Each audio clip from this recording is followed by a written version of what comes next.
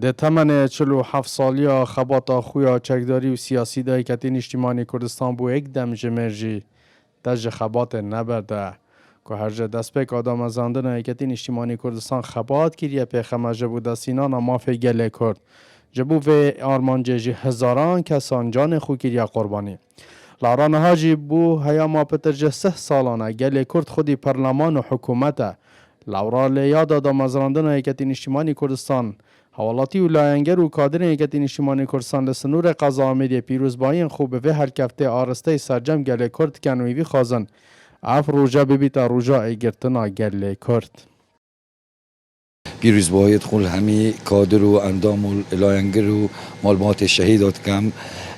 تایبت کادر ایکتین اجتماعی کردستان کمیته آمدیه دا خوازا سرکفتنه با هر کادر اکید کم کار خوی رخصنه دا پاشاروژا که باش ایکتینی بون انشاءالله دی سرکوین از وی روژه همی کردا و همی ایکتیا پیروست کم از سوی دارم که اف روژه ببیتا هماک بو آوا کرنا مالا کردی و ایک بون و ایک رزیا مالا کردی هیوی دارم شخده که همی ببینه ایک و ایک دست و ایک دنگ کرد همی اف روژه که گلک گرنگت و اشارخانه میجوا کردواریه دام از وی روژه به هلکفنا وی روژه از صلاح و رزت خو پیروز باهیل سرجم دای که شهیدان پیشمرگه دیرین پیشمرگه قهرمان همی اندام و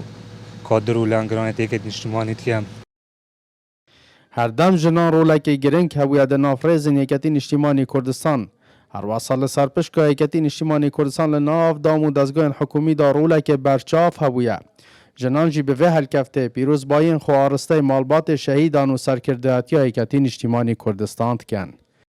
یاد 47 سالی و نامزرندن ایکتین اجتماعی کردستان لسرجم خزانت شهید و پیروز بیتن و لایانگرانت ایکتین اجتماعی کردستان و جنان جی پیروز بیتن 47 سال یاد نامزرندن ایکتین اجتماعی کردستان همی کس و کار و دیکت شهید و پیروز کم و همی لایانگران ایکتین اجتماعی کردستان پیروز کم هیویا دا خواه سرکفتن بو همی کسا